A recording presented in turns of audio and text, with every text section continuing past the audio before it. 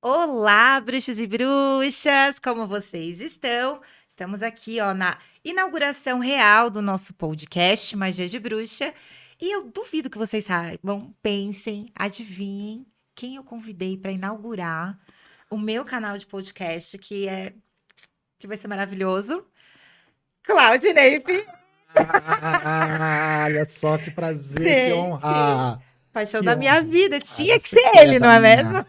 Que maravilha. Obrigado pelo convite, viu? Um prazer estar aqui nessa estreia. Que seja de muito sucesso, muita prosperidade, muitos leads, né? Muito Que isso é importante, que show! não é? Eu tenho certeza que será, viu? Porque você abriu. Imagina. Gente, para quem não conhece, acho difícil me seguir ou estar aqui e não conhecer o Claudinei, porque eu falo dele o tempo todo, mas vou reforçar para quem está chegando agora. Claudinei Prieto, para mim, ele é o meu muso inspirador, com todo respeito ao meu marido, tá? Mas sim, ele é meu muso inspirador em vários aspectos. Ele é um cara que faz muito, muito pela religião, né? Que é o Wicca, faz muito pela bruxaria. Na verdade, é um dos poucos que fazem aqui no Brasil.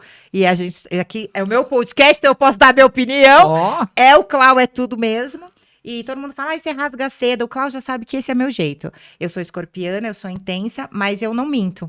E quando eu gosto, eu falo mesmo. E ele tinha que ser o primeiro, porque eu queria falar um pouquinho sobre a bruxaria em si, né? A história da bruxaria. E para falar de histórias, tem que falar do Claudinei, porque ele é a história. Eu dou curso de bruxaria e nas minhas apostilas e nas aulas eu falo, quem trouxe? O Claudinei trouxe para o Brasil, entendeu? Então eu vou deixar ele se apresentar um pouquinho aqui para vocês, para quem não conhece. E a gente vai começar a bater um papo aqui. olha só, né? Você falou de história, né? Eu persegui tanto a história que virei historiador, né? E hoje faz parte total da história, pelo menos da bruxaria no Brasil. Obrigado. E fora também, que eu tô ligada. Mas é isso, né? A gente começou todo esse movimento, Dani, lá no iniciozinho da década de 90. Não tinha nada, tudo era mato, né? Não tinha bruxaria direito aqui nesse país. A gente tinha, sei lá, 2 ou 3 obras que eram obras muito básicas de bruxaria. Acho que na época a gente tinha Poder da Bruxa, a Dança Cósmica das Feiticeiras e o Wicca, a Feitiçaria Moderna da Gerina. Acho que eram os Então, 3 livros que tinham. Esse é um ponto que eu quero já parar aqui. Presta atenção. Eu era bruxa, né? Vinha fazer as bruxarias de família e tal. E eu sentia falta, Cláudia, de alguma coisa de bruxaria. Porque esses livros eram que a gente tinha e era historinha, não é? Era não historinha, gente, é super bom, tá? Os livros, não tô falando mal. Até porque a gente gosta. Isso. Mas é a história da vida da bruxa, era uma biografia, um negócio assim. Ninguém queria, eu queria conhecer outra bruxaria. Será que tinha outros bruxos? Foi o que você falou. Era mato. Pra mim era só eu que era bruxa no mundo, mas ninguém. Porque na escola não tinha uma. E aí, quem chegou? Por favor, continue. Olha, nem fui eu. Pausa dramática, Nem fui entendeu? eu, porque já tinha gente fazendo coisa antes É de mim. verdade, mas eu só lembro dele. Então eu decidi que quem chegou foi. Tá. Porque o movimento da bruxaria no Brasil, gente, começou lá na década de 90, mesmo esse movimento verdadeiro e real, com o pessoal da Além da Lenda, com a Heloísa Galves, né? Que tinha aquelas lojas de gnomos lindas que a gente via nos shoppings e tal, que parecia só historinha, lúdica, mas que por trás tinha muita coisa. Ela tinha um centro cultural ali nos Jardins, que primeiro foi no Oscar Freire, aí os evangélicos botaram fogo, aí ela foi para Melo Alves, e lá que ficou por a maior parte do tempo, aonde aconteciam palestras, onde aconteciam vivências, rituais, as coisas aconteciam lá. Então era o point dos bruxos na década de 90. Claro, não era que nem era hoje, era muito menos, né? Era bem menos gente, mas ali as coisas aconteciam. Você imagina que naquela época, na década de 90, a Heloísa ela já tinha um dos setores ali da Além da Lenda dedicado a publicações em inglês. Você chegava, tinha estantes e estantes de livros de bruxaria, de Wicca, em inglês. Numa época que a gente não tinha celular, numa época que a gente não tinha internet. Eu né? não tinha inglês. Não tinha nada. Não consegui. Eu olhava aqui né? e falava, será que um dia eu vou conseguir? Pois é, e ela já estava, ela era uma mulher à frente do tempo, Ela era. né? Trazendo isso. E lá as pessoas se reuniam. Então foi lá que surgiu o Roberto de Carvalho, que foi o primeiro que eu acho que se manifestou publicamente sobre a bruxaria. O Roberto, naquela época, tentou fundar o que ele nomeou de a Igreja da Bruxaria do Terceiro Milênio. Já fundou direitinho, Né? falando que era uma igreja. Né? Mas só um comentário aqui. Corta pra lá. Ele queria dar para a bruxaria a mesma Respeito, respeitabilidade das outras religiões. Sim. Então, ele fundou esse movimento, que nunca, na realidade, saiu do papel, na verdade, mas que começou a congregar várias pessoas. Ele reuniu as pessoas do coven dele. O Roberto nunca foi um bruxo iniciado de verdade em nenhuma tradição. Ele foi uma pessoa que adquiriu os conhecimentos através dos livros, se auto-iniciou e foi fazendo as coisas do jeito dele, fundou o coven dele. Então ali, ao redor dele, era onde estavam pessoas como o Wagner Périco, como a Denise de Sante, que também são precursores da bruxaria, a Heloísa Galves, todo mundo tentando fazer esse movimento acontecer. A Igreja da Bruxaria nunca saiu do papel. O Roberto morreu em meados dos anos 2000, né? Que foi quando o meu livro, Wicca, a Religião da Deusa, saiu. Antes eu tinha publicado Ritos e Mistérios da Bruxaria Moderna, mas foi um livro que não fez muito sucesso, que saiu para uma editora muito pequenininha. E eu levei esse livro para a Heloísa fazer o prefácio, Ritos e Mistérios. E quando eu cheguei lá, ela tinha acabado de assinar o contrato com a editora Gaia, que foi muito importante para trazer os primeiros livros de bruxaria de verdade para o Brasil. E ela virou e falou assim, vamos publicar pela Gaia esse livro? Eu falei, Elô, não dá, eu já assinei o contrato com outra editora. E aí ela falou assim, então, você consegue escrever um pra gente publicar pela Gaia? Sei lá, em uns 6 meses. Eu falei, impossível, demorei quase uma vida inteira para escrever isso daqui. 6 meses vou escrever outro livro? Não dá, Elô, né? Ela falou, não, mas eu sei que você vai conseguir. Olha só, ela era muito, muito esperta, muito à frente do tempo. E eu escrevi o Wicca, a Religião da Deusa, inclusive, antes de 6 meses. Com uns 5 meses eu tinha escrito o livro, entregue para ela.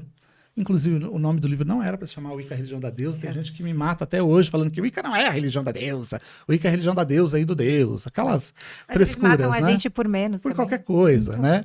Mas, na realidade, não fui eu que escolhi esse nome, foi os deuses. Porque o nome do livro era para chamar Wicca, o Renascimento da Antiga Religião. Ah, que legal também, hein? Mas grande, né? Um nome grande. Ficou bem grande. Ficou faroeste Wicca, o Renascimento da Antiga Religião. Aí, eu fui viajar, eles estavam fazendo o processo do livro aqui, e aí quando eu cheguei, a Lulu, que hoje é minha iniciada, mas que na época trabalhava com a Heloísa, me ligou, porque na época não dava para mandar imagem pelo celular, não dava para mandar imagem por e-mail, era difícil. Era um fax. Né? Era um fax e assim, tipo, era muito difícil. Tinham, Celulares não tinham câmeras, né? Era uma outra época. Ela falou, olha, chegou aqui a capa do livro, você não quer vir aqui para você dar uma olhada? Eu tinha acabado de chegar de Brasília. Aí eu falei, eu vou aí, uma tarde eu vou tomar um banho, vou dar uma descansada, à tarde eu vou aí. Quando eu cheguei lá, ela me apresentou a capa. Isso é da época do fotolito, tá, gente? Não é que nem é hoje, né? Que você vai lá e o computador que imprime tudo. Não, fotolito, que é tipo assim, sabe raio-x? São vários raios-x de cores diferentes. Na verdade, isso é muito moderno para vocês não vão entender. Né? Vários raios-x de cores diferentes que aquilo passava por um processo e daquilo saía a imagem do livro. Eu não sei do que ele está falando. Né? Mas fotolito é isso. Aí eu cheguei lá, olhei a capa, amei a capa, porque é a Vênus de Willendorf. Maravilhosa. Linda, tanto que a capa, a identidade visual eu uso até hoje. Mas aí eu olhei pra cima e vi o título. Falei, Wicca, a Religião da Deusa. Falei, mas gente, não é esse o nome do livro. Falei, é Wicca, o Renascimento da Antiga Religião. Elas olharam uma pra cara da outra, tipo, assustadas. Tela azul do Windows. Aí elas... Então, mas as capas já estão rodando, tem algum problema? Imagina, um fotolito era muito caro, gente. Era uma coisa, tipo assim, 20 mil reais pra fazer um fotolito, naquela época. Aí eu virei e falei assim, bom, se é esse nome... É porque tem alguma razão, né? Na realidade, o que aconteceu? Quando eu fechei o arquivo no disquete, ninguém nem sabe o que é isso. Puxa. Mas quando eu fechei o arquivo no disquete, eu não nomeei o arquivo. E aí, o que acontece? O programa, ele usava as primeiras palavras do documento, né? Do arquivo, para nomear o arquivo. E aí eu começo assim... o Wicca, a Religião da Deusa, renasce. Aí ficou o Wicca, a Religião da Deusa. E eles acharam que era o nome do livro. Gente, é assim que surge. E foi assim que surgiu o nome Wicca. Hoje, olhando, né? Faz muito sentido. O nome é muito mais impactante do que o Wicca, o renascimento da antiga religião, né? E foi esse livro, no início dos anos 2000, na realidade ele foi lançado em 10 de junho de 2000, está completando 23 anos agora, que abriu, né, caminho para a religião no Brasil. Antes a gente já tinha fundado a Abra Wicca em 98, começado um movimento, mas as pessoas não tinham, Dani, acesso a uma literatura que falasse diretamente com elas. Tipo assim, você lia os livros lá de fora, aí tava o Carvalho, a Bétula, o Freixo, a Sorveira, você falava, mas que é isso? Não, Que até árvores hoje. são essas, né? Você falava, é impossível praticar essa religião no Brasil, né? E aí o Wicca, a Religião da Deusa, trouxe uma prática minha de anos, que eu já estava na Wicca aí já fazia em torno de uns 5 anos, adaptada para a nossa realidade, adaptada para o Brasil. E trouxe pela primeira vez uma discussão que perdura até hoje, né? Que é a roda do norte e a roda do sul. Ou a mista, que agora tem a mista. Ou a mista. Porque as pessoas elas não paravam para pensar naquela época que os sabás não são uma celebração de uma data, não é um aniversário. Que você nasceu no dia 2, é dia 2, no meu caso, dia 2 de outubro, né? Em qualquer lugar do planeta. Não. Os sabás são a celebração de uma época. Então, as pessoas elas pegavam aqueles livros de fora e reproduziam aquilo. Replicavam aquilo sem pensar, sem, né, imaginar que, na realidade, por trás daquilo, tinha uma celebração sazonal. E aí, até hoje, você vai ter no Brasil pessoas que celebram pelo norte, tá ok, pessoas que celebram pelo sul, tá ok. E quem celebra pela roda mista, eu acho um pouco mais complexo. Mas foi aí que as pessoas começaram a pensar a religião. Até então, as pessoas nem pensavam na Wicca como uma religião, era um souvenir. Era uma coisa que você pegava e você praticava lá os feiticinhos, até porque a maior parte dos livros só trazem isso mesmo, não tem um conteúdo filosófico, uma cosmovisão por trás. A maior parte dos livros são livros de receitas, né? E achavam que era aquilo. Então, a partir do Wicca, a Religião da Deusa, as pessoas começaram a entender, não, que aquilo era uma religião, que aquilo tinha um fundamento, que aquilo tinha realmente, né, algo maior por trás, Sim. que elas não tinham tido acesso.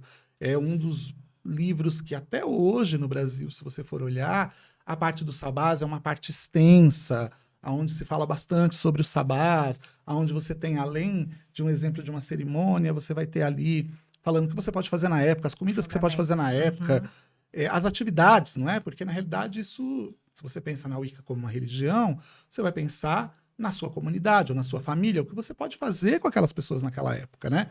Não é só um ritual que você vai fazer ali em 10 minutos. Sim. Né? Então, o Wicca, a Religião da Deusa, trouxe esse pensar e criou esse movimento da bruxaria no Brasil, que era inexistente, não existia, não tinha. E isso foi chamando a atenção das pessoas, né? Foram programas e programas de TV que eu fiz durante 3 anos consecutivos, tinha um quadro no programa Dia a Dia, na Band, para falar de bruxaria, explicar a bruxaria para as pessoas. Então, isso criou... Foi no Jô 2 vezes, foi no SBT, quase no finalzinho, e depois voltei na Globo. Então, assim, foi dando essa visibilidade e criou esse movimento que hoje quem chega não tem nem ideia do que era no passado. Não tem. Até porque, Cláudio, quando aconteceu comigo, que eu sempre falo que você que foi o precursor, porque como eu venho de família, então eram celebrações familiares, né? Você não entende muito de onde vem, você pergunta para sua avó, para sua... Fala, porque fazia assim. É um folclore, que é sobre isso, exatamente. Sempre foi isso. E a gente, que é curioso, que a gente quer um pouco mais, você queria entender de onde veio, de onde surgiu e tal. E aí eu lembro que quando surgiu o seu livro, eu falei, cara, é sobre isso. Começou a nomear algumas coisas pra gente, eu comecei a me encontrar dentro de outras coisas. E para mim foi importante porque eu entendi que não tinha só a minha bruxaria. Que tinha outra bruxaria, porque a gente não celebrava uma roda do ano, a gente nunca teve essa historinha do deus, da deusa, da roda. Nós celebrávamos, sim, a roda do ano, pra mim, eu me aproximo da mista, porque era aquela bagunça mesmo, nunca teve uma história. Era o momento do mundo, era aquilo ali. Só que aí eu comecei a entender, então dá pra ser feito. E isso faz a sua cabeça... Eu falei, cara, é muito mais do que a minha família. É muito mais do que a minha celebração aqui, quando a gente vai tomar o café, quando tem não sei o quê, no meu aniversário. E aí eu comecei a pesquisar outras coisas. Só que eu não entendia muito. Eu sempre falo que era de escola estadual, meu filho. Eu Era o também. ó. Não, mas era o ó. Na sua, talvez, era melhor. Porque vamos combinar um negócio, era muito ruim. Eu li os livros e falava, cara, eu nunca vou entender isso daqui. A minha avó falava, não desiste. Aí eu encontrei seu livro. E aí eu falei, agora eu entendi. E não só foi o livro, mas você também trouxe as músicas. Você Nossa. trouxe, não é? Menina, você já estava explicando a história das músicas. Que, olha, me incomodava muito, porque a gente começou a fazer os rituais e não tinha-se músicas. Eu cantava uma ou duas músicas, mas uma coisa muito assim, Clau, incipiente. nos meus rituais, eu chamava qualquer coisa menos a deusa, tá? Eu fazia, ready, let tá, baixa o tambor, vamos. Vinha o quê? Meus gremlins, tá ligado? E aí, a coisa foi começando a crescer e as pessoas foram começando a fazer os rituais. E o pessoal colocava a Lorena McKennitt de fundo. E aí, eu falava, gente, isso não tem nada a ver. Fui no Às vezes tá açougue falando e do caminho comprei. de Santiago com santo e anjo.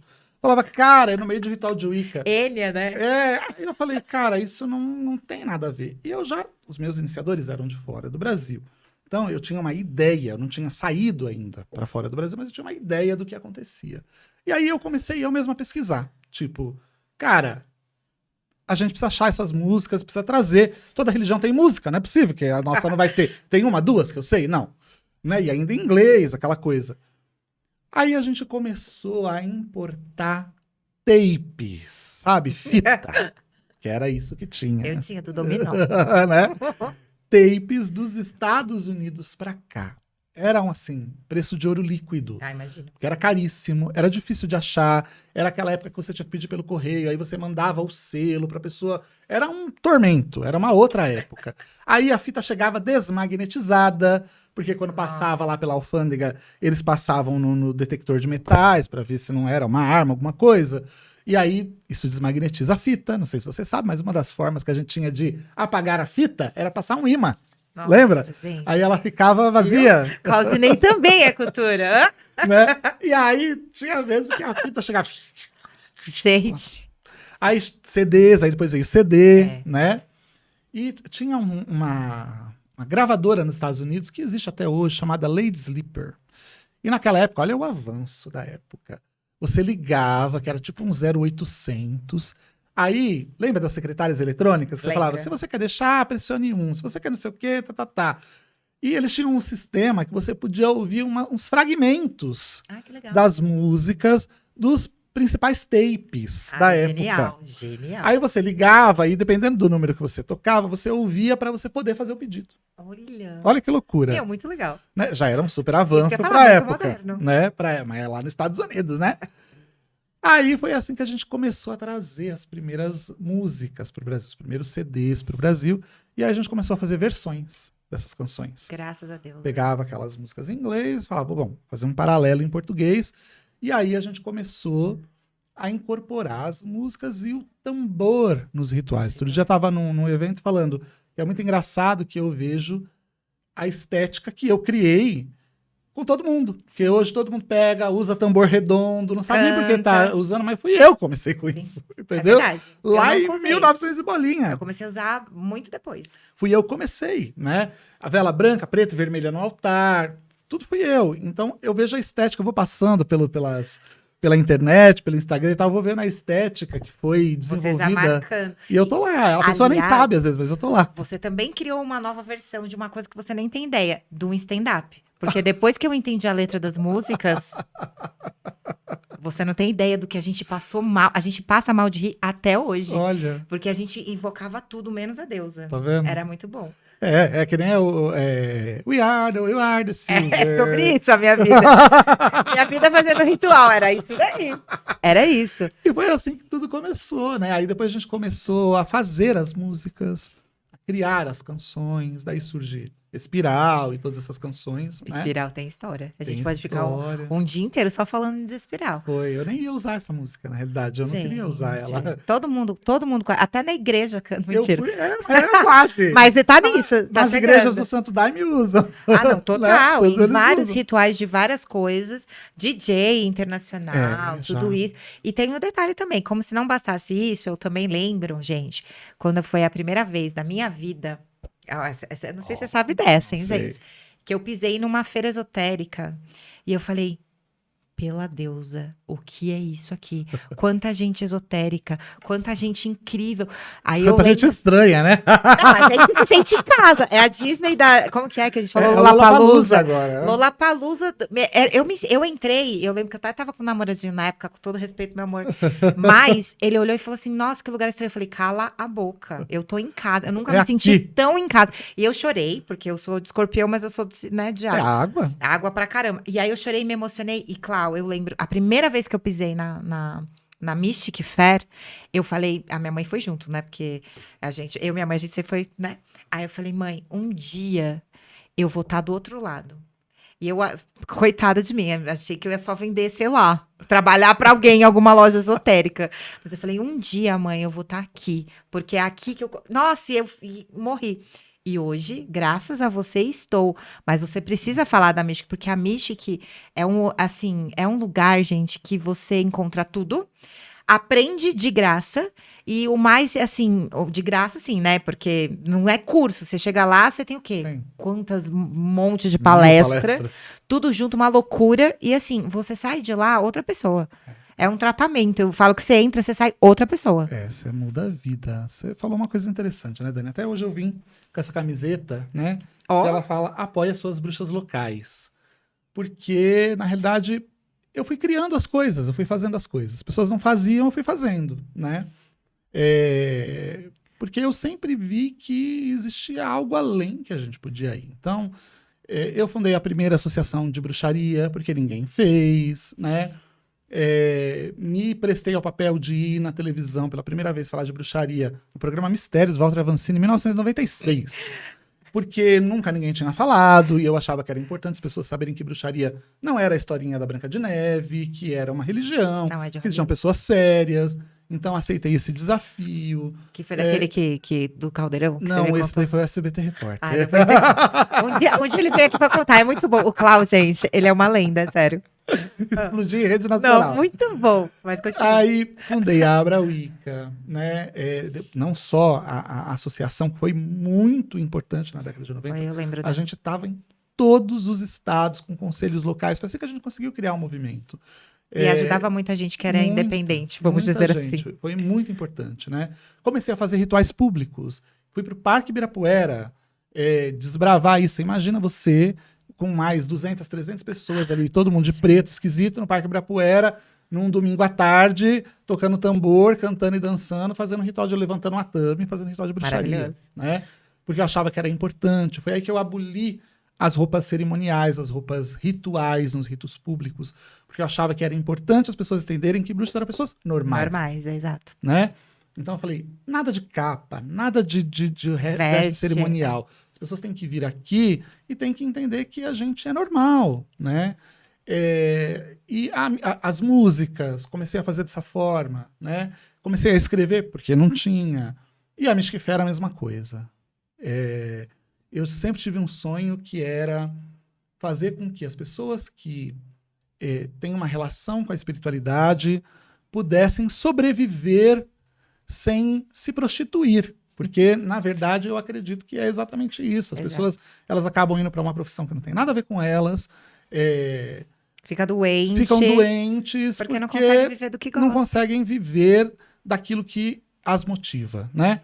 E se você for olhar, o padre é pago para fazer missa, o pastor é pago, né, para estar lá fazendo os cultos para os seus fiéis. E aí, o bruxo se cobra um ritual, nossa, todo mundo quer penalizar e matar, porque, como? Não pode, que tá explorando. Quer dizer, eles não exploram, quem explora são as outras pessoas. Qual a diferença, né? E aí, o que acontece? A maior parte dos bruxos, ou dos espiritualistas esotéricos, né? Pessoas que têm outras linhas de pensamento dentro da espiritualidade, elas precisam ter um trabalho convencional, se desdobrar em 1000, né? Para poder, além do seu trabalho convencional, também poder exercitar a sua espiritualidade ou o seu sacerdócio. Exatamente. Não é? Porque no caso da bruxaria, as pessoas são iniciadas e se tornam sacerdotes e sacerdotisas. Tem um grupo de pessoas que ela se reúne, pelo menos tem grupos que é uma vez por semana, tem grupos que pelo menos é 2 vezes por mês. Ou seja, ela tem que orientar pessoas, tem que treinar pessoas e, além disso, ainda tem que dividir o tempo dela com um trabalho convencional. Exato. Tipo, né? E aí eu ficava pensando o que podia ser feito para que as pessoas pudessem ter um sustento, uma sobrevivência, sem abandonar aquilo que elas fazem. E durante muito tempo isso ficou na minha cabeça e eu não entendia como que isso podia acontecer. Até que eu conheci uma feira na Espanha chamada Magic International. Naquela época ela estava na 25ª edição, se eu não me engano. E na hora que eu cheguei eu falei, gente, é isso. Falta isso no Brasil. Não tem, né? A sensação que eu tive era que, tipo assim, é uma Bienal do Livro Esotérica. Eu lembro que era isso, assim, eu pensava, né? Mas é essa a sensação. E eu falava, não tem isso no Brasil. Eu falava, alguém precisa fazer. Só que durante muito tempo eu pensei em alguém fazer, que não era eu, porque eu não era empresário, nunca fui. Eu era escritor, sacerdote, né? E só, eu não achava que não tinha essa veia empresarial. E aquilo ficou ruminando na minha cabeça por quase 4 anos, depois que eu conheci a feira. E ninguém aí, fez. Ninguém fez. Ninguém fazia. Achava que um empresário ia fazer. Eu pensava, nossa, precisa ser uma pessoa muito poderosa para fazer isso, né? Porque eu pensava, se ninguém fez é porque não dá certo. Porque essas empresas fazem estudos muito sérios para saber a tendência do mercado, então porque não tem tendência. E aí um dia eu estava passando em frente onde é o São Paulo Expo, que na época ainda era Centro de Exposição Imigrantes. E aí tava assim, feira da sucata. Eu falei, gente, tem feira de lixo. Ninguém faz uma feira esotérica. Eu falei, não, eu vou ver. Eu vou ver o que é, como que faz. Entendeu? Não é possível. Aí eu fui atrás, aí fui fazer curso no Sebrae, baixar apostila na internet, para entender esse universo de feiras, que é muito complexo. Porque não é fazer uma feirinha num salão que você aluga. Sim. Uma feira num grande, hoje, o maior centro de exposição da América Latina, né? Nada contra as feiras menores, me entendam, por favor, né? Porque senão, daqui a pouco vão falar que eu tô menosprezando as feiras menores. Não é isso. Vai pagar psicólogo. Mas é que é um outro propósito, né? E eu queria que as pessoas elas tivessem a visibilidade que é importante para que elas se tornassem respeitadas fazendo aquilo que elas fazem. Então, se você olhar, todos os setores têm a sua feira de referência. Exato. Você tem a feira do automóvel, você tem a feira do livro, você tem a feira do artesanato, né? Todo mundo tem as suas feiras. E a feira, ela mostra para a sociedade que existe algo grande, algo maior e organizado. Exato. Né? Traz autoridade. Traz autoridade e mostra as tendências, mostra o que está acontecendo. E assim, nossa, né? quanto expositor, quanta Isso. coisa, né? Você começa, tanto que o que acontece realmente chamou os olhos de todo mundo, que hoje tem uma feira esotérica em cada esquina. Porque, mas não é a maior feira do mundo. Não é a Mystic Fair, mas é importante que elas tenham. Porque, sim, como todo movimento como todo movimento, né? eu sempre falo assim, não existe concorrência, gente. Todos nós, todos que se consideram que o mundo que a gente vive, patriarcal, machista, judaico-cristão, a gente vive achando que a vida é uma grande competição, né? E a gente aprende a competir desde a escola, né? A prova que você faz quando você está na escola é uma competição. É você mostrar que você é melhor do que o amiguinho, sim, né? E aí você cria vários traumas na cabeça de todo mundo, ou sentimento de prepotência na cabeça daquele que tem uma capacidade um pouco maior de absorver o conhecimento, e aí cria tudo que a gente vê de errado na sociedade. E eu não acredito que exista competição, a não ser quando a pessoa ela entra para umas de fazer a coisa de maneira suja e torpe, né? Mas, na realidade, todos nós estamos nos ajudando, não é? É importante que tenha a feira média, é importante que tenha a feira pequena, é importante que tenha a feira grande, porque tem que ter feira. Dá espaço para todo mundo. Exato. Né? Para quem está começando agora, não pode ir numa Mystic Fair, que é uma feira mais cara, realmente, porque o lugar é caro, né? Tudo é diferenciado, mas ela começa numa feira menor e isso vai servindo de degrau para ela chegar até onde ela quer, não é? Então, tudo tem o seu espaço, tudo tem o seu lugar. E a Mystic Fair surgiu nesse intuito. Então, hoje, Dani, eu tenho pessoas que começaram na Mystic Fair com 2 metros quadrados. Uma coisa do tamanho quase dessa tela aqui para expor o seu produto. E tem hoje um stand de 90 metros quadrados e emprega toda a família. Exato. né? E é tudo, né? É o ano inteiro. Tanto que tem uma dessas pessoas aí que eu vou até chamar pra conversar, porque é uma história assim, que ela até conta que você ajudava até, às vezes, a encaixotar, porque não tinha gente pra ajudar. E então, não é só a questão do empresário, vamos dizer assim. Mas eu gosto muito de falar com você sobre essas coisas, porque você sempre pensou na religião.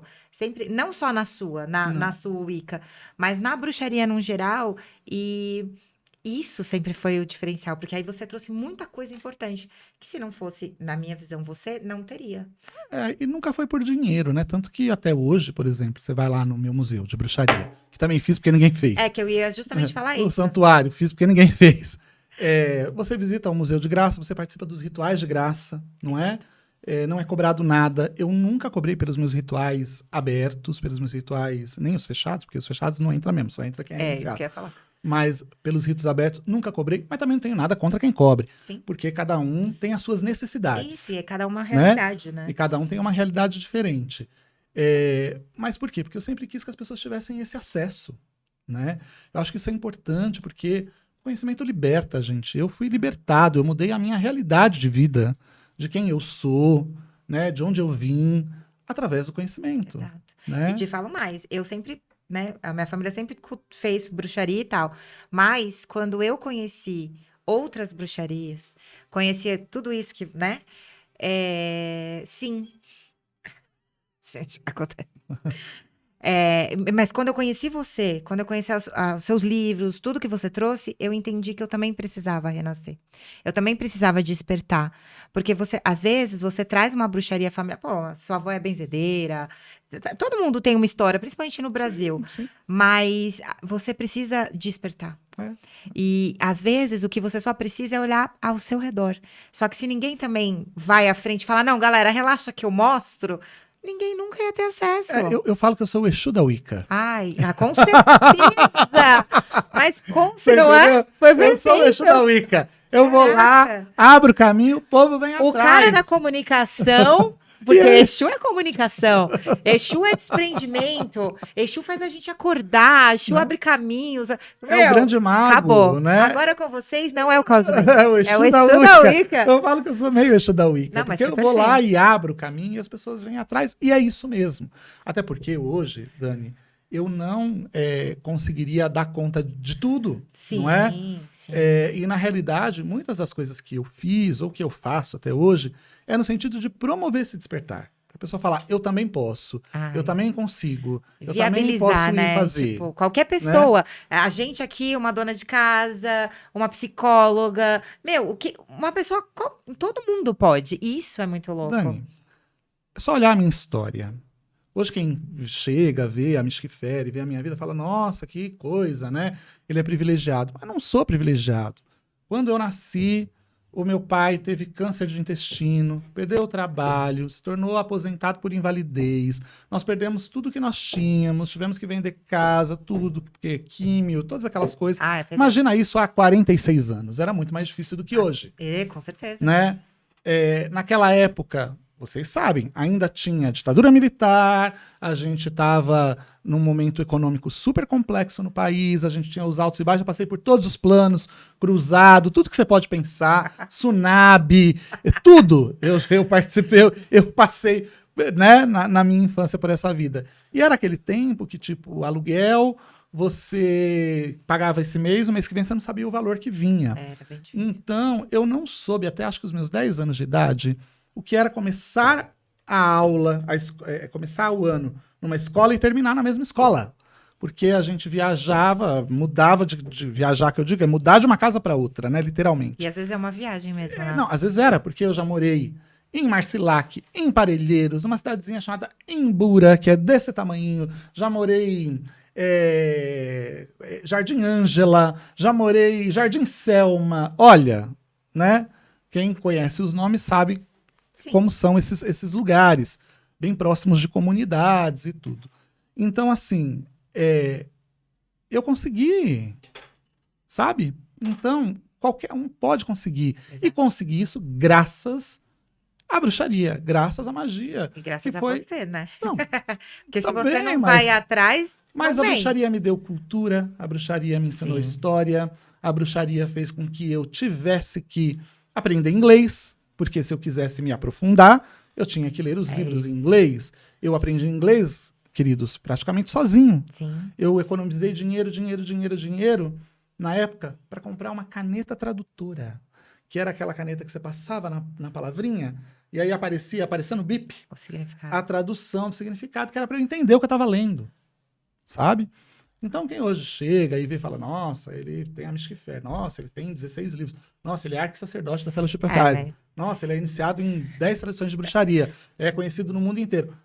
Na bruxaria, sou. Mas, assim, foi uma coisa que foi acontecendo, conquistada, e que qualquer um pode. E foi a bruxaria que proporcionou isso para minha vida. Mas lembrando, agora é a minha opinião, e depois você me corrige se você não concordar.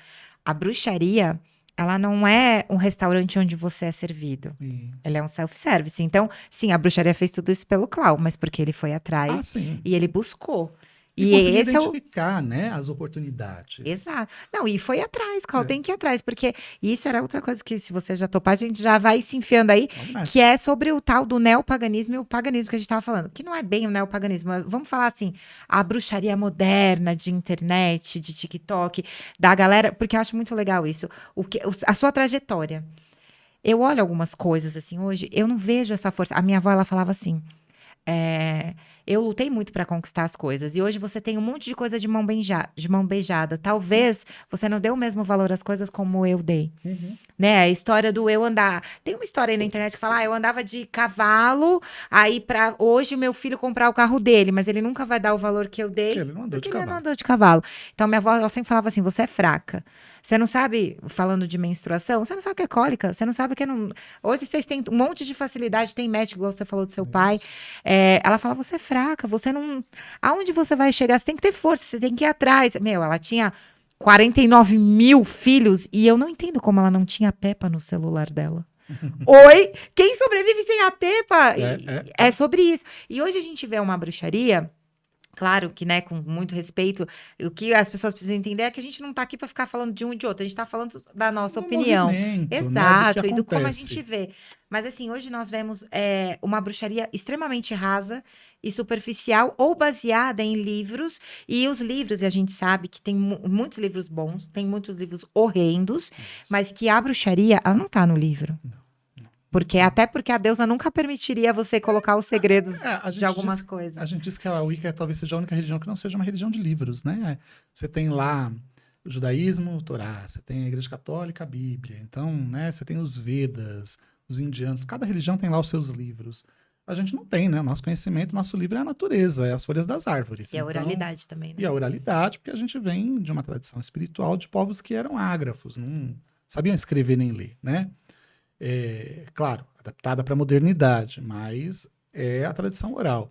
Eu acho tudo muito complexo, Dani, quando eu olho esses movimentos do TikTok, essas coisas, eu fico me perguntando onde que essas pessoas querem chegar. Essa é a grande realidade. E acho que a gente tem um grande problema, que é um problema de compreensão do que verdadeiramente é a bruxaria. Essas pessoas não estão procurando a bruxaria como um caminho espiritual. Os baby witches, como a gente fala, né, que são as crianças que acham que estão praticando bruxaria, que estão lá no TikTok, fazendo aqueles vídeos e as dancinhas e tudo, não tem a mínima noção, muitas vezes, do que elas estão fazendo. Elas estão envolvidas nisso, mas pela cena. Elas querem participar de uma cena, elas não querem participar de uma religião. É o movimento das bruxas da internet. Então é legal você usar preto, é legal você colocar o rímel preto, é legal você colocar uma roupa diferente, isso parece transgressor, e você é rebelde, e aí seus pais não querem que você pratique isso, e aí por isso que você vai praticar. Aí você vai lá e compra um monte de coisa, né, que é completamente o oposto da essência da bruxaria, porque você vai lá né, como a gente vê na internet, você é incentivado todo o tempo a consumir. Existe um mercado por trás de tudo isso que também está interessado que você consuma. Aí você acha que você precisa do atame tal, do bastão tal, da vela tal, da erva tal, e aí você vai adquirindo todas aquelas coisas, mas é pura estética, né? Não é bruxaria de verdade, sabe? Porque para você fazer bruxaria de verdade, na realidade você não precisa de nada disso. Você precisa do seu corpo e da sua mente, que já tem os elementos da natureza, e a única coisa que você precisa fazer para fazer bruxaria. Na realidade, quanto menos instrumento você tem, mais poderoso você é. Então, no fundo, todas essas pessoas estão numa cena, sabe aquela coisa gótica do passado? Sei. Que a pessoa usava o preto, ia na balada no final de semana, dançava, e aí chegava durante a semana, ela tinha que vestir lá o taierzinho dela e ir pro escritório. Ela não era gótica de verdade, ela não era gótica na sua essência. Ela se achava gótica naqueles 2 dias e participava daquela cena gótica, daquilo, e enfim, né? Bruxaria é muito mais do que isso. E vou além. Eu sou uma pessoa que não aprendi bruxaria nos livros. Eu, por sorte, encontrei pessoas que me mostraram esse caminho. E todos os meus caminhos de bruxaria foram trilhados através da busca da ancestralidade. Então, de pessoas que estavam antes de mim nesse caminho, né? O que parece que a gente vê hoje em dia nesse movimento da bruxaria é que são todos bruxos de proveta. Nenhum deles Não tem pátria, né? tem pai, tem mãe, sabe? Não tem ancestralidade, e aí não tem poder. Não E também nem busca, né? Porque... Não querem, porque eles acham que é demérito, é uma humilhação você ter uma pessoa antes de você, ou algo. Pelo contrário, na bruxaria você ter alguém antes de você é uma honra. É uma honra. É uma pessoa que te chancela. A bruxaria é um caminho de chancelamento. É isso mesmo. Então, aquela pessoa vai poder falar que sim, você teve um treinamento, sim, ela se responsabiliza por você, sim, o que você está recebendo é um método testado e aprovado por gerações até chegar em você, não é uma experiência de laboratório, sabe? Então, eu acho tudo muito, muito complicado, mas não é só o Brasil que está desse jeito, é no mundo, nos Estados Unidos, Europa e outros lugares também, a gente tem isso, mas no Brasil a gente tem um fenômeno que não tem nesses outros lugares, que são os benditos influencers, né? Isso é uma coisa do Brasil que a gente tem. Então, todo mundo quer se tornar influencer da bruxaria. Todo mundo quer ser... Na verdade, o influencer, né? Ele é algo tão raso quanto em qualquer segmento, né? Não, eu me pergunto o que é influencer, né? Porque, tipo, na realidade, o influencer, teoricamente, deveria influenciar alguém. Mas, no fundo, ele é influenciado, né? Porque se ele não faz aquilo que os outros querem que ele faça, ele é cancelado. Então, ele tem que estar a vida inteira fazendo o que os outros acham que é legal, o que os outros acham que é bacana. Se ele emite a própria opinião, ele é cancelado. Então, na realidade, ele é influenced. Né? Ele não é influencer. Então, é uma dicotomia, né? É meio um contrassenso. Exato. E eu penso assim, Cláudio, da onde eu venho, eu sempre acreditei que a gente se baseia na ancestralidade, que a nascente do rio não pode secar, que senão você nunca vai ser oceano. Você não chega até o oceano se a sua nascente... eu tenho uma nascente maravilhosa. Eu vou correr rio e vou chegar no oceano, então eu vou ser oceano. Secou a nascente, eu nunca vou ser oceano. Tudo então, tem que ter uma raiz. Exato. Eu acho que isso é muito importante. Outro ponto que eu acho importante é o respeito pelo movimento, porque é o que a gente estava falando Quem antes. veio antes. Quem veio antes, o como que é feito, qual que é o fundamento. Então, mesmo a gente que nasce numa família que tem uma tradição que existe, você precisa enxergar os fundamentos de outras, entender aonde você se enquadra, em que momento, porque sempre quem conta um conto, aumenta um ponto. Na bruxaria é isso. E eu acho que a gente sempre está repetindo, isso dentro da minha visão, obviamente, eu sempre acho que a gente está repetindo a vida de alguém que já veio atrás de nós, como o mundo também. Então, às vezes eu falo que é um retrocesso, a gente virou bruxa de Hollywood de novo. Virou Harry Potter, tudo virou sem fundamento, e eu acho que é uma coisa assim, não falando mal, mas eu vou ter que fazer esse comentário.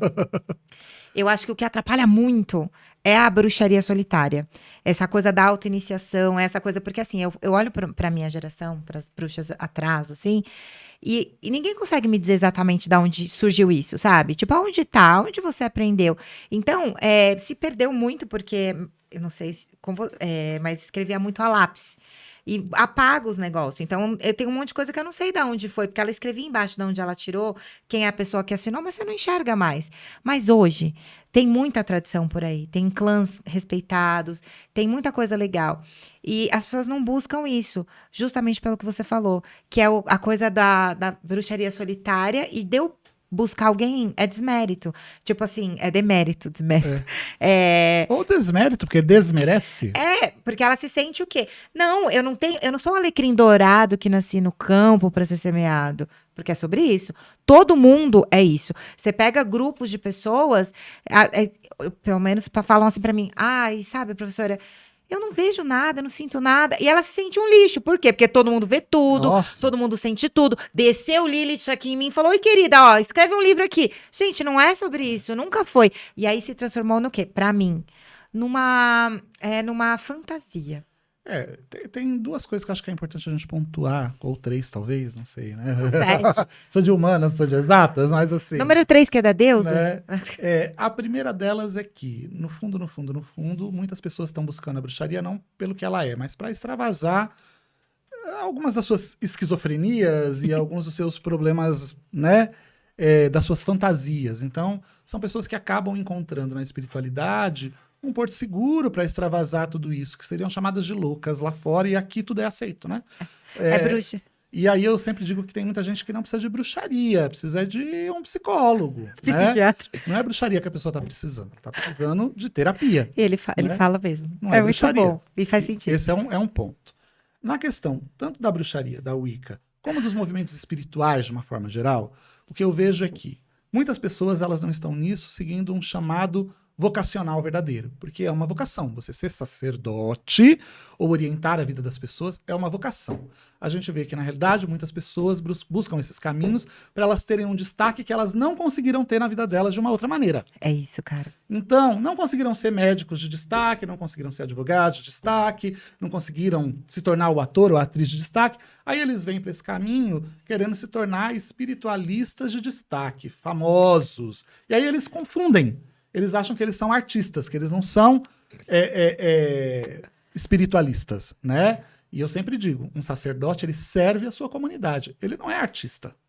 Então, isso já é uma grande diferença. Então, tomar muito cuidado com essas pessoas, esses artistas, né? Esotéricos, artistas, espiritualistas, artistas, pessoas que acham que são estrelas e que agem como se fossem estrelas e que falam de espiritualidade, mas se colocam num pedestal de distância que você não pode chegar, que você não pode tocar, que você não pode conversar, a não ser que você pague milhares de reais para você poder chegar perto dessa pessoa. Essa pessoa não está te vendendo espiritualidade, ela está vendendo o ego dela, já começa por aí. E tá cheio de gente assim. E esse é um exemplo, né? Porque tem de tudo também. E tá cheio de gente dessa maneira, né? Em relação à bruxaria solitária... Ela é legal também, com certeza. Você estava falando que você não sabe exatamente onde isso aconteceu, né? Eu sei. Isso acontece lá no início, do início da década de 60, quando a bruxaria ela se torna extremamente visível, e aí você tem mais pessoas querendo se tornar bruxos do que grupos para receber essas pessoas. Ah, entendi. E aí, faz sentido. As pessoas daquela época, os bruxos, os elders, os sábios daquela época, eles ficam pensando no que pode ser feito para que essas pessoas elas tenham o seu lugar dentro dessa espiritualidade. Então, eles decidem que alguns dos conhecimentos serão publicizados para que essas pessoas possam praticar aquilo que pode ser público, no sentido de que esses grupos que estavam em formação, eles possam se formar para receber essas pessoas. Então, na realidade, a bruxaria solitária, ela era como uma preparação para a pessoa entrar nesses grupos. E não uma religião apartada. E não algo à parte. Só que o que acontece? O movimento continua crescendo. Sim. E de maneira desordenada. Você criar um grupo de praticantes de bruxaria é uma coisa que leva tempo. É um grupo celular, é 13 pessoas no máximo ali nos covens. Então, quer dizer, é todo um processo. A formação de um sacerdote leva de 4, 5, 6 anos para aquilo acontecer. Então, demora, né? E, por causa da publicidade que se dava à bruxaria, o número de pessoas sempre cresceu. Sim. A bruxaria tem um lema, ela tem um apelo muito adaptado à realidade do homem moderno, né? A consciência ambiental, devolver o lugar da mulher na sociedade, fazer com que a pessoa estabeleça a sua própria conexão com o sagrado, com o divino, né? Então, esses bruxos daquela época, do passado, começam a transmitir esses conhecimentos e incentivam as pessoas a fazerem aquilo que é chamado de auto-iniciação. Mas eu estava até falando outro dia em um outro canal que as pessoas elas confundem o termo auto-iniciação. Porque em inglês, você vai fazer a tradução, é self-initiation, né? Tipo self-service, que você se atende. Sim. Mas a tradução da palavra, né, dessa terminologia, se você olhar a palavra self tanto pode ser você mesmo, o auto, que você vai lá e faz, como o eu. Então, a auto-iniciação que a gente chama, ou a self-initiation, é a iniciação do eu. Não é você ir lá, você mesmo se iniciar. Abençoado. Né? É você praticar essa espiritualidade e com o próprio tempo, o universo, a natureza, os deuses promovem em você a transformação pessoal, intransferível, a epifania que você tem que ter, que muda a sua alma. A partir daquele momento, você se torna alguém completamente diferente do que você era. Essa é a iniciação do eu. Não é um ritual que você vai lá, que você marca no dia, na lua, tal, XY, você vai lá, um ritual de 15 minutos, e aí você faz esse ritual e você acha que você é a grande sacerdotisa. Já acabou, Ou pior, né? Ou você acha que você está no mesmo patamar de uma pessoa que levou 4, 5, 6, 7 anos da vida dela para ela fazer uma formação. Desculpa, 40 minutos não vai te dar esse patamar. E por mais que você queira, por mais que você ache que você é a bruxa fodona, entendeu? Exato. Não é. Não é sobre isso. Porque bruxaria é sobre experiência, é sobre caminho, é sobre tempo, dedicação. Né? Porque a nossa religião é uma religião da natureza, é uma religião do tempo, uma religião dos ciclos, é uma religião da vida. Ninguém aprende bruxaria em 3 livros, sabe? Então, assim, há uma confusão muito grande, porque também são pessoas que nunca buscaram um caminho através de outras. E né? é o perfil atual, né? A galera tá assim, eu faço sozinho, a espiritualidade, ela é... Eu acredito na espiritualidade livre, sim, porque bruxas são livres, com certeza, sobre também. isso também, mas não é bagunça, né? Agora, eu queria que você me desse, agora que a gente já tá encerrando... Não, é bagunça não, é uma bagunça, essa bruxaria tá uma bagunça, agora gente. tá mesmo. Entendeu? E é isso que eu queria que a gente finalizasse o nosso podcast, você dando uma dica. Sabe aquela dica do Clau que eu amo, que eu não vivo sem? A dica para as pessoas que estão aqui hoje, que ouviram esse bate-papo e que querem seguir um caminho sério de bruxaria, o que você indica para as pessoas fazerem? Que responsabilidade, né? Porque cada pessoa é uma pessoa, É cada difícil, caminho a gente já único. sabe, né, gente? Cada um tem um jeito e tal, mas assim, se você de repente fosse falar comigo, tipo, Clau, eu tô começando agora, gostaria que você me auxiliasse um caminho um pouco mais tranquilo, porque hoje, Clau, eu me coloco às vezes no lugar de algumas pessoas, eu falo, não sei como as pessoas conseguem definir e decidir, porque é tanta gente fazendo tanta coisa que você não consegue identificar pra onde ir, sabe? Eu acho assim, a primeira coisa que eu falo para as pessoas é primeiro leiam, leia tudo que você puder. O que é bom, o que é ruim. Eu falo, leia o que é ruim Pra também. gente saber também, Porque se não você vai sabe. criando o seu filtro natural. Com o passar do tempo, você vai lendo, você vai sentir a necessidade de praticar aquela espiritualidade. Comece a praticar. Comece a colocar em prática, para você não ser o eterno teórico, né? Porque também tem os eternos teóricos. Leem, e não colocam nada em prática. Uma coisa que eu digo para as pessoas, e que eu exijo, inclusive, das pessoas que eu inicio, é que antes delas tomarem a decisão de serem iniciadas, que elas conheçam pelo menos outros 4 caminhos espirituais. Vão até esses lugares. Vai até o terreiro, vai até a igreja, vai até a sinagoga. Vai, veja, olhe, leia, pesquise, não só sobre bruxaria, para você entender se a bruxaria é o seu caminho. Depois de você ter percorrido todos esses lugares, né, ter lido todas as coisas sobre as outras religiões, o seu coração ainda chamar pela Deus, ainda chamar pela arte, aí você vai ter a certeza que esse é o seu lugar. Tem muita gente perdida, achando que é bruxa, mas na realidade não é. Achando que está no seu lugar e na realidade não está. Religião, gente, é que nem roupa. O que fica bom em mim pode não ficar bom nela, pode não ficar bom em você. Né? Mas vai ficar bom em alguém. Então você tem que procurar aquela religião que fique bem em você. A religião que case com a sua essência, com quem você é, porque a bruxaria talvez seja uma das poucas religiões do mundo que não clama ser a única. Na realidade, para nós, todas as religiões são verdadeiras, porque religiões elas trabalham numa escala de frequência. Então, quando você está lá na frequência católica, você está conectado com aquilo é real. Eu falo, você está lá na sua casa vendo a SBT, eu estou vendo a Band, a outra pessoa está vendo, sei lá, a Record. O que a Record está passando precisa deixar de passar para que o que a Globo passe continue passando? Não. É a frequência que você está conectado. Sim, e tá tudo bem. Religião é a mesma coisa. Então, assim, encontre o seu caminho para você não ir para outro caminho, né? E estragar aquilo que outros criaram, aquilo que outros fizeram, ou que ainda sustentam, né? Procuram sustentar com tanto carinho e cuidado. Porque isso acontece. Quando o lugar não é da gente, a gente vai lá e estraga. Exatamente. E desrespeita um trabalho, a gente tava falando aqui do trabalho do Clau, por exemplo, pelo amor. Imagina uma pessoa que lutou tanto pela bruxaria, uma galera, enfim, não vou nem falar, mas Clau, me Fazer até funk com a minha música era isso agora? que eu ia fazer. Tem um vídeo muito bom, viu, gente? Não, Tem e esse vários. problema não é nem o funk, o problema é a dança. Tem funk, A tem de dança ali tudo. tá meio complicado. Né? Clau, onde as pessoas podem te encontrar? Fala do museu, seus canais de contato, suas páginas, seu podcast, tudo isso para o Vamos lá. pessoal te encontrar. O pessoal pode me encontrar na minha identidade virtual, que é @Claudinei Prieto. Então vocês podem me encontrar em todas as redes sociais, né?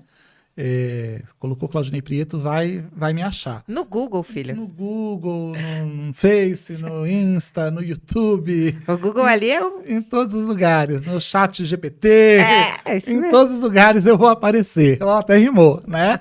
E agora, Dani, queria também falar que a gente tem a editora, que é a primeira editora pagã do Brasil, a Ardani, que acabou de ser lançada, né? Que é mais uma coisa que eu tô aí desbravando, porque até então a gente não teve no Brasil nenhuma editora pagã, a gente tinha lá os nossos livrinhos perdidos no meio dos outros, né? Então, a partir desse momento, a gente vai ter a Ardani, que surge com essa proposta de se tornar uma editora totalmente voltada ao paganismo, que já vem com muitos títulos. Então, procurem pela Ardani, a gente está no Instagram como Ardani Books ou ardani.com.br, vocês vão ver lá todos os livros que a gente publicou até agora, mas vai vir muito mais coisa ao longo desse ano. Vocês não têm ideia do que isso é para o movimento pagão, gente. Muito importante. É socorro, meu coração vai parar. Realmente é o acontecimento da vida. É uma mudança de paradigma. Totalmente. Né? Porque os espíritas têm a editora deles, os evangélicos têm várias editoras. Aí a gente, nós bruxos, tínhamos que ter os nossos livrinhos perdidinhos lá no meio de outras editoras que só estão interessadas em ganhar dinheiro com a gente. E que é tipo 3 Né? livros e um Isso. monte de outros. E uma coisa que é mais importante que a gente frise, Dani, que assim, na realidade o que eles publicam não é o que é bom, é o que vende. É verdade. Não são as obras históricas, não são as obras de referência, não são as obras que vão Transformar. auxiliar para você aumentar o seu cabedal de conhecimento. É aquele livrinho bobinho que vende, que todo mundo vai bonitinho. querer levar para casa, porque é bonitinho, é coloridinho. A Ardani, ela vem com uma outra proposta, que é trazer os grandes clássicos da bruxaria e livros que são sérios. Maravilhoso. E tarôs também, né, Clau? Também porque a gente tem a Noblé, que é uma divisão da editora Ardani, que vem trazendo... Já estamos inaugurando a editora com 20 baralhos. Então... Não, entendeu? É assim, recebeu o seu salário, faz Pix pra Ardani. Vamos fazer um cartão de crédito aí, né? Eu tenho várias sugestões, viu, Clau? Terminando aqui, gente, eu vou avisar ele que a gente pode fazer clube, sabe? Carteirinha de clube que eu quero todos os meses receber Vou fazer uma todos. fintech, Ardani. É sobre. entendeu? Gente, saiu algum lançamento? Saiu. Por quê? Porque eu já comprei, porque eles já mandaram pra mim, E entendeu? olha, o nosso intuito é até o final desse ano termos muitas publicações. Então, tem muita coisa boa vindo. Muita Bom. coisa boa e muitos clássicos. Conhecendo aqui um pouco do Clau, como vocês conheceram, com certeza ele vai ter mais do que isso, e só coisa de qualidade. Então a dica é: quer começar na bruxaria? Primeiro, vê se é esse mesmo o seu caminho, vai buscar conteúdo de qualidade, já temos até agora uma editora como base. Vai no museu, vai lá dar uma olhada nas paredes. No né? museu tem tudo, eles explicam tudo É a lá. linha do Lá tempo. é uma aula de história poderosa, com uma energia. Lá atrás já tem a prática, entendeu? Teoria e prática no mesmo lugar. Tem a loja também, onde você já pode comprar o que você quiser lá. E os artefatos do museu foram todos usados em ritual. Então, tudo ali tem energia. Na você verdade, sente. o museu, gente, é a casa do Clau. É, Ele só né? muda de lugar. Ainda tem outro museu em casa. Tô precisando aumentar. as Vai escolas. aumentar, vai mudar a casa. E assim, o que fica desse nosso encontro aqui? Respeita as bruxas, por favor. Respeita muito, porque olha, é muita história por trás. É né? isso, eu quero agradecer, Eu que Clau. agradeço, Eu amo meu você, amor, você é maravilhoso. Obrigado pelo convite, viu? E obrigada. Prazer estar aqui nessa estreia. E eu tenho certeza que vai ser um podcast Perfeito. incrível. Não percam, gente. Ó, ela não falou, mas vou falar. Ai, Aciona o sininho, entendeu? Se inscreva É no verdade. canal, né? Para você ficar atualizado sempre, toda vez que ela postar alguma coisa nova aqui. E eu agradeço muito por você ter me aceitado na sua vida, abrir tantas portas para mim. Eu sou muito feliz. E, ó, gente, aqui eu sempre falo, eu ainda vou te dar muito orgulho, prometo. Você já me dá orgulho, para muito, viu? Você é linda. Então é isso, pessoal, ó. Beijos mágicos, voltem sempre aqui. Toda semana tem alguém incrível, como esse podcast. Eu vou assistir todo dia, só para nunca esquecer que isso aconteceu. Agradeço a todos vocês. Segue a gente, essas coisas que ele falou que eu sempre esqueço. E é isso, até a próxima semana. Beijos mágicos. Tchau, tchau.